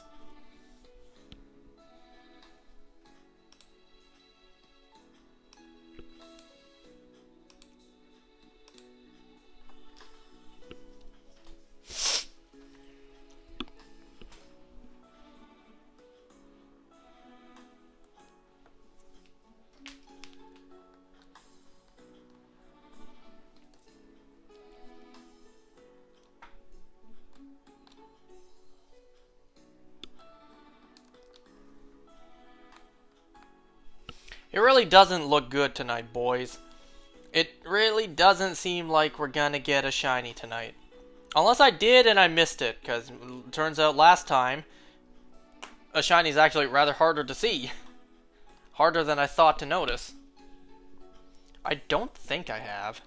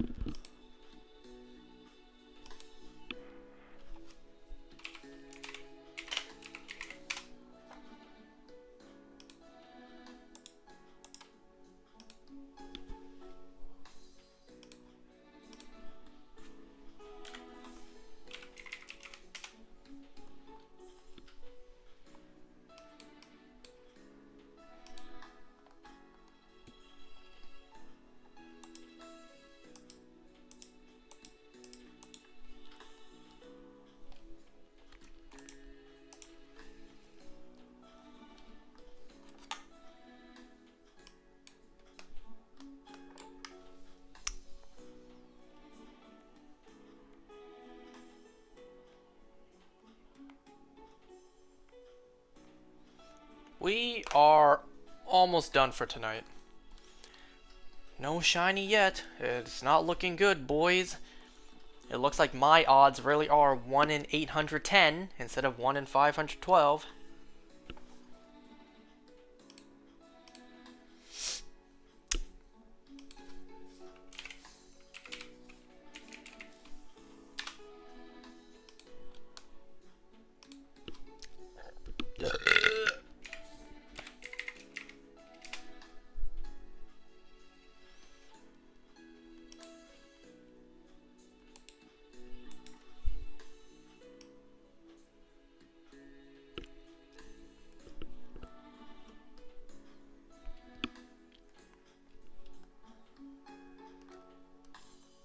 Whoops, just move this.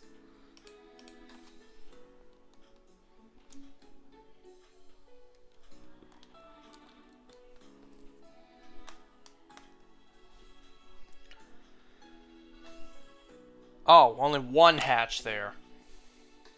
My, aren't I observant?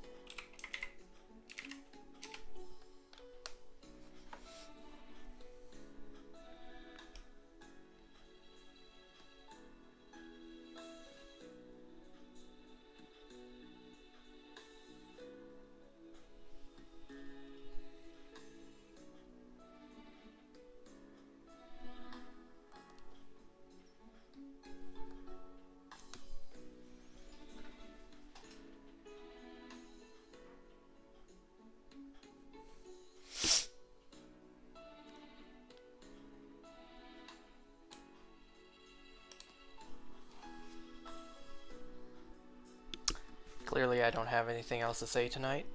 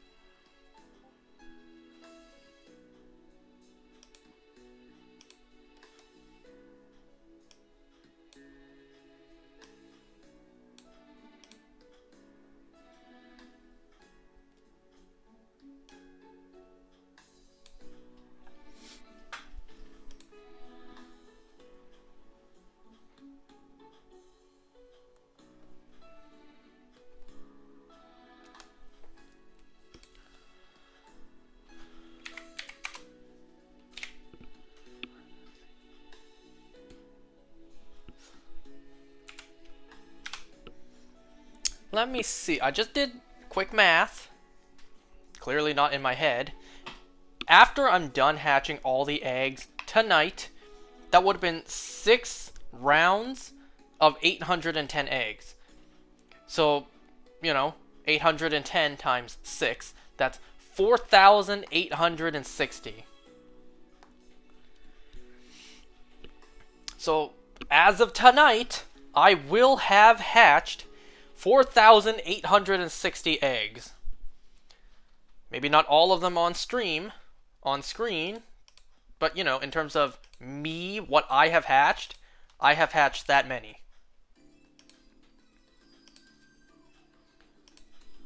And I'm going to hatch more. Because let's say the next 2 sets of 810, I will get the 2 remaining shinies I need. So, add 2 more.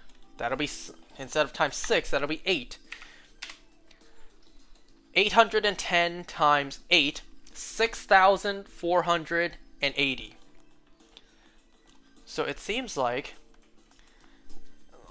based on the track record, getting all the shinies I need will take me 6,800.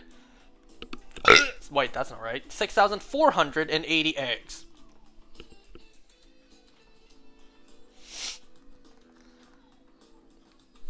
Let's see. Let's divide that real quick. 6,480 divide by 9. That is an average, a shiny every 720 eggs. It's close. It's close to the seemingly 1 in 810 odds. It's closer to that than it is 1 in 512.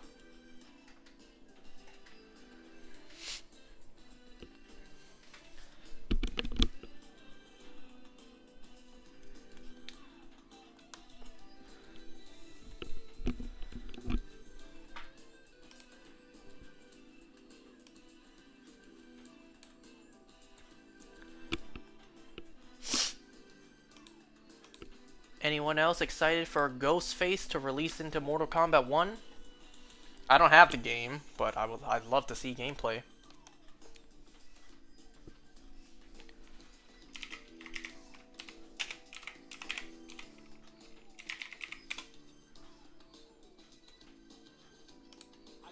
Whoops, I didn't mean to play that. Hold on.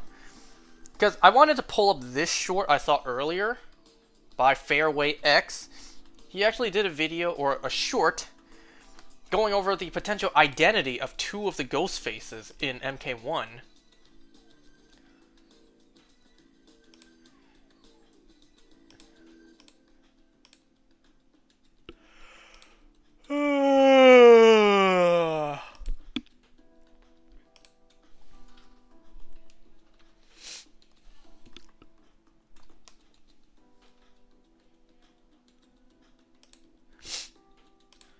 So it seems like, the other two are Cobra and Kira. I don't know really a lot from these characters.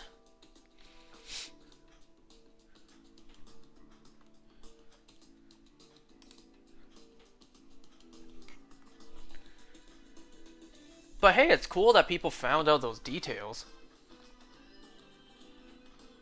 Okay. Before I hatch the final 5 eggs for tonight, what I need to do is I need to go and get the last egg. Just bear with me for a second. Hear me out. So, you can see here, I only have 5 eggs left, or rather 4. I need the 5th one. So what I need to do is first not put those into my my party.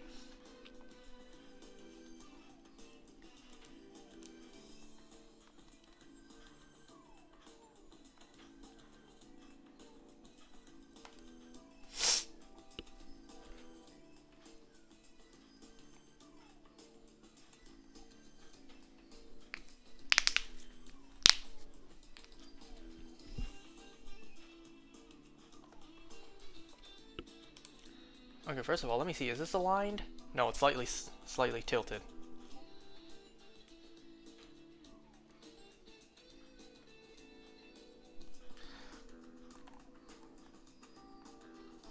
Oh man, I messed that up. Whatever. So I need to come here, collect the 5th egg. Just in case I did end up getting the 2nd shiny.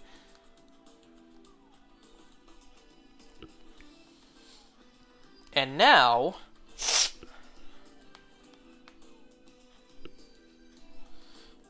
that I have this 5th one,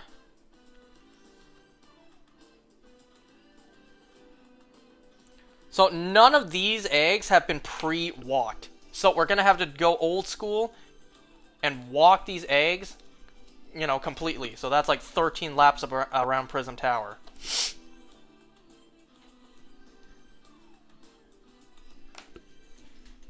Wonder Trade, until you hit your 5th egg, you took it from your party, but put it back in your party again. Yes, that way, the 5th egg can be the 5th one.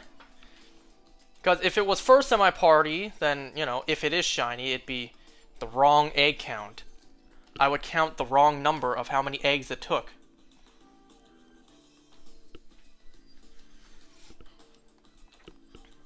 Alright, so now we sit back and we go around the tower like 13 times, because these ones have not been pre-walked. And this will be the final 5 eggs of tonight, because this is all I have left. And it's more than likely there's no shiny in these 5 eggs. First of all, shit.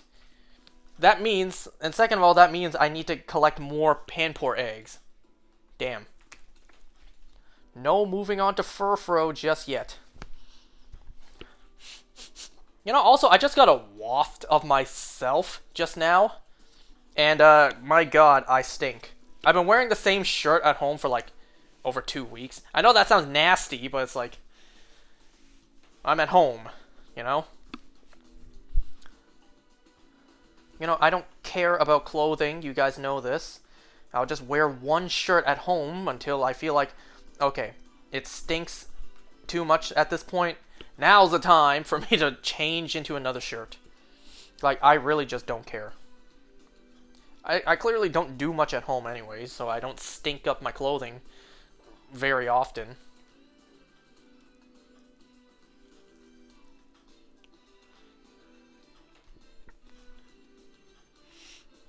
You know, No Shame in Feeding also suggested that I get 10 furfros for each form, and I just replied, like, who said I didn't already plan to do that?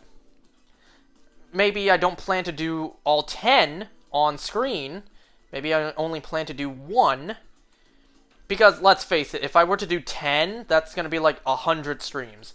And nobody wants to see me do 100 of these for 10 of the same shiny. So, of course, I'm just going to go for 1, and then I'll do the rest on my own. 11 on screen. Let's face it, you wouldn't even watch that.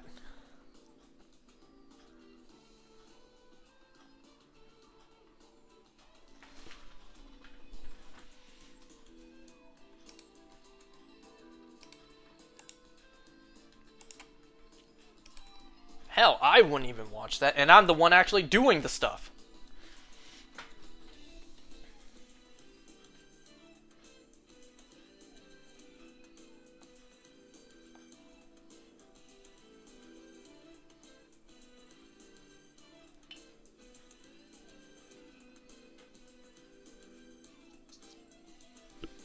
Anyone think we're gonna get new Furfro forms? It'd be pretty cool. Ooh, even one better. New Vivian forms. Yeah, I doubt it. Just like I doubt we're gonna get a shiny in these next, well, 4 eggs now.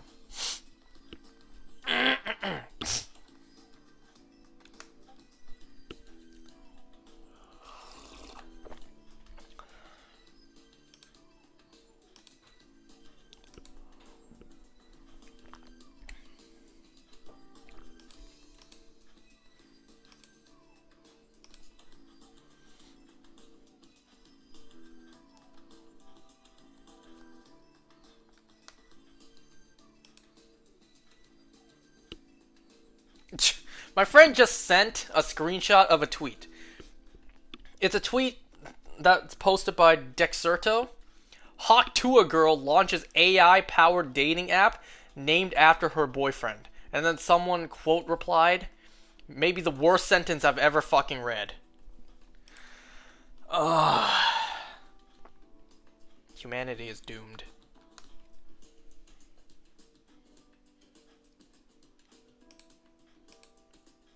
Ain't no way I will ever allow my story to be told as I met the love of my life on the Hawk Tua AI-powered dating app. I simply will not allow that.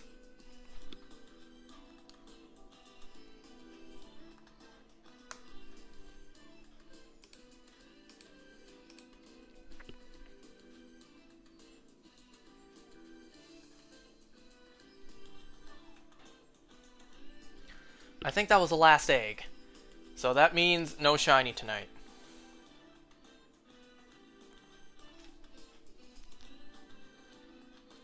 Yeah.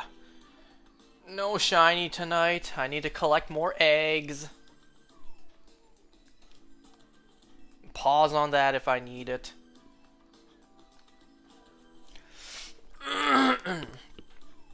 Let me just double check real quick. None of the stuff I hatched today were shiny, right? Because it turns out the shiny is rather easy to miss, as we learned from last time.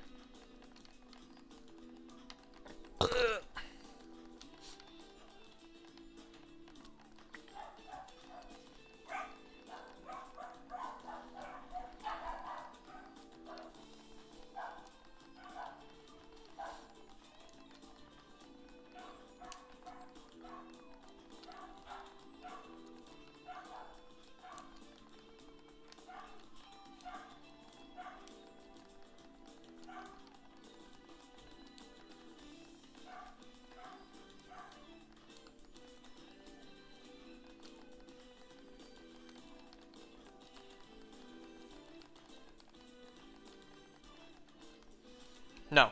No shiny tonight.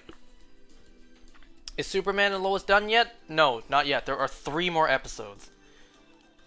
Well, that's all the eggs I have for tonight, so that is all I can do tonight. I need to collect more eggs for next time. I have no choice but to end this here. So, that'll do it for tonight. Thanks for watching, guys. I'll see you all next time for even more Panpours. Sadly, not Furfros. Alright, see you next time.